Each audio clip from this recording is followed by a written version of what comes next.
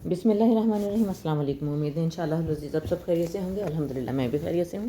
جس طرح آج سبھی کے دل جو ہیں افسردہ ہیں اور اس بات کی بہت تکلیف ہو رہی ہے کہ اتنے بڑے مارچ میں اتنی بڑے جو تحریک چل رہی تھی اس کے لیڈر پاکستان تحریک انصاف کے چیئرمین عمران خان پر کس بے دردی کے ساتھ حملہ ہوا اور دیدہ دلیری کی انتہا ہے۔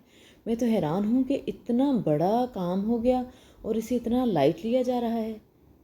یہ کسی بھی جمہوری ملک کے لیے بہت بہت بہت بڑی گالی ہے اور کسی گالی سے کم نہیں ہے کہ ایک لیڈر جو اتنا مقبول ہے عوام میں، جس کو عوام اتنا زیادہ چاہتی ہے، اس کے اوپر اس طرح سے سر عام گولی چلا دی جائے اور اس گولی چلانے والے کا کتنا سادہ سا اس کا بیان دے دیا جی مجھے لگتا ہے آپ اسے پوچھ کے دیکھیں جس کو اس بات کی تکلیف ہے نا کہ چلیں یہ ایک الگ بات ہے ڈیک پہ کیا چلایا گیا، کیوں چلایا گیا، میں ان مذہبی باتوں میں نہیں پڑھنا چاہتی، لیکن اس حملہ آور سے پوچھ کے دیکھیں کہ اس کو نماز پڑھے ہوئے کتنے دن ہو گئے ہیں، کیا اس کو نماز آتی ہے، قرآن پاک کی کوئی صورت آتی ہے، اس کی شکل سے آپ کو لگ رہا ہے کہ اس کے اندر اتنی جرت ہے؟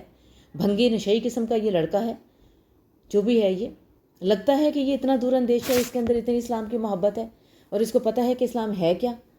اس کو یہ نہیں پتہ کہ اسلام میں ایک انسان کی جان لینا پوری انسانیت کے قتل کے مترادف ہے اور یہ آیا ہے یہاں پہ قتل کرنے کے لیے۔ بڑے افسوس کی بات ہے ابھی ارشد شریف کی موت کا غم کم نہیں ہوا عوام کے لیے۔ دیکھیں یہ ملک سب کا ہے، کوئی کس پارٹی سے تعلق رکھتا ہے، کوئی کس پارٹی سے تعلق رکھتا ہے، ان سب باتوں سے بالاتر ہو کے یہ انسانیت کے لیے ملک ہے، یہ مسلمانوں کا ملک ہے، یہ عام انسان کا ملک ہے، یہ چاہے کوئی غریب ہے، امیر ہے، کسی کے اندر سیاسی شعور ہے یا نہیں۔ آپ سیاسی شعور کی بات کرتے ہیں، یہاں پہ تو لوگوں کو اپنی زندگیوں کا شعور نہیں ہے۔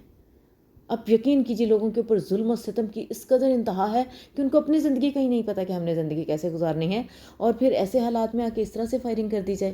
بہت دکھ ہوا، جو جاں بحق ہوئے ان کے لیے بھی دلی افسوس ہے۔ انا للہ و انا الیہ راجعون۔ بہت دکھ ہوا، اور یہ جو ہمارے ہاں پریکٹس چلی آ رہی ہے نا، اس کو کہیں نہ کہیں تو رکنا ہوگا، اور یہ جب تک عوام سمجھدار نہیں ہوتی، عوام کے اندر شعور نہیں آتا، عوام اس چیز کو جانتی نہیں ہے کہ ہم نے اپنی زندگی کیسے گزارنی ہے۔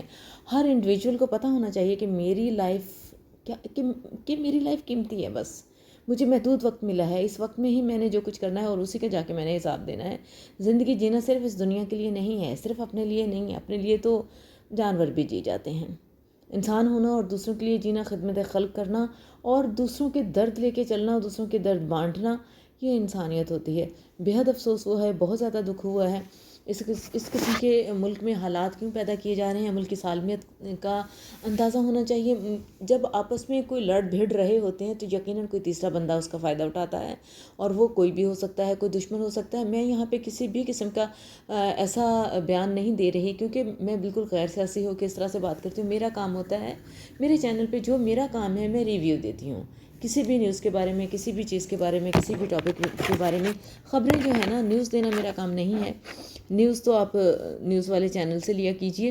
میرا کہنے کا مقصد یہ ہے کہ یہ جو پاکستان ہے، پاکستان لا الہ الا اللہ کے نام پر بنا ہے، کتنے لوگ ہیں جو اپنی زندگی لا الہ الا اللہ کے مطابق گزارتے ہیں اور پھر وہ اٹھ کے دوسرے پر تنقید کرتے ہیں۔ سوچنے کی بات ہے، سمجھنے کی بات ہے۔ باتیں کرنا بہت آسان ہے، ہر کوئی کر لیتا ہے، عمل کون کرے گا؟ عمل کون کرے گا جس کو خود اپنی نماز کی فکر نہیں ہے، جس کو خود اپنے رزق حلال ہونے کی فکر نہیں ہے، جس کو قرآن سنت کی فکر نہیں ہے، جس کو حدیث اور فقہ کی کچھ خبر نہیں، کچھ پتہ نہیں، کچھ عمل نہیں، بس دوسروں کو بھاشن پہ بھاشن دیے جا رہے ہیں۔ میں پتہ کیا چیز دیکھتی ہوں، میں اکثر اس بات کو نوٹ کرتی ہوں، ہر کسی کو دوسرے کی فکر ہے، ہر کوئی مرا جا رہا ہے دوسرے کے غم میں۔ ہائے اس کی قبر، ہائے اس کا کیا بنے گا، ہائے وہ تو اتنا گنہگار ہے، ہائے اس نے سارا دن غیبت، سارا دن باتیں، سارا دن برا بھلا، سارا دن دوسروں کو برا کہنا۔ یہ دوسروں کی جس کو اتنی فکر ہے وہ اپنی بھی پل بھر کے لیے فکر کر لیں، اپنی فکر بھی کر لیں۔ بھئی ہر کسی نے اپنی قبر میں جانا ہے اور اپنا حساب دینا ہے۔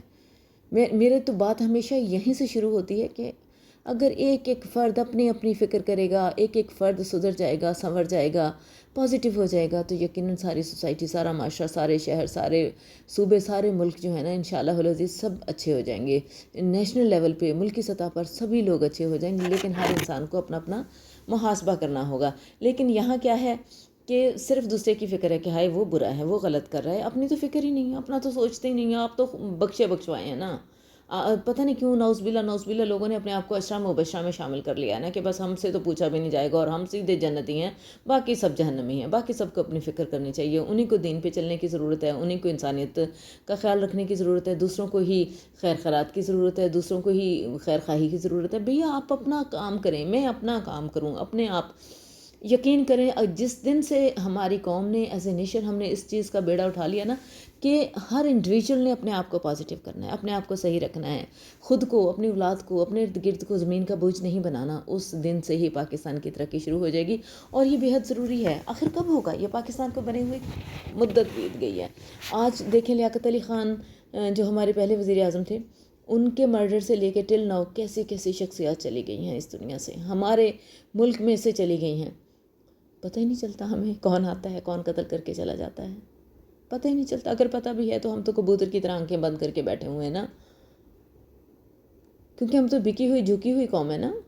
کیوں ہیں ہم ایسے؟ اسلام ہمیں قطعاً یہ درس نہیں دیتا۔ اسلام ہمیں سب سے پہلے غیرت، خودداری اور حیا سکھاتا ہے، تو ہمیں اس پر چلنا ہوگا، ہمیں اس راستے کو اختیار کر کے ہی دنیاوی ترقی کرنی ہوگی۔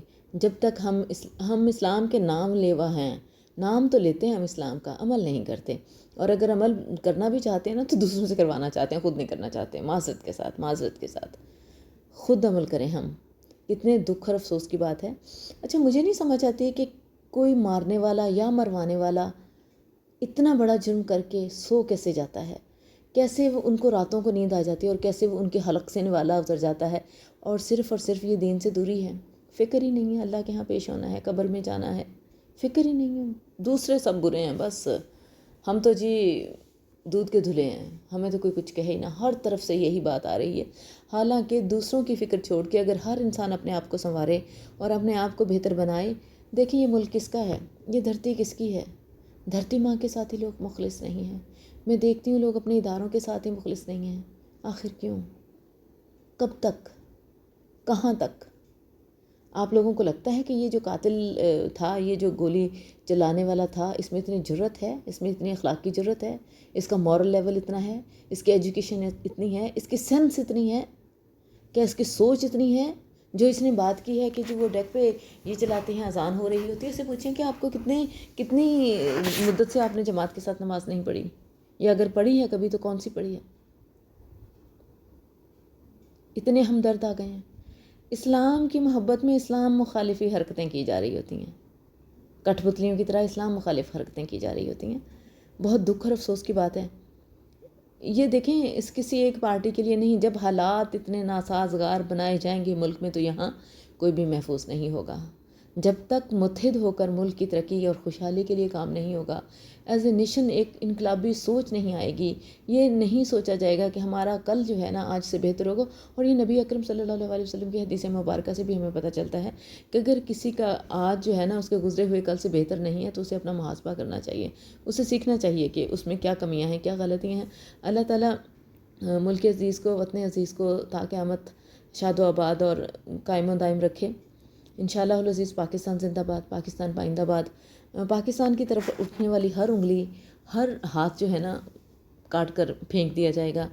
ہاں ضروری ہے کہ پاکستان کے لیے پاکستانی بھی بہت مخلص ہو جائیں اور سنسیئر ہو کے پاکستان کے لیے کام کریں۔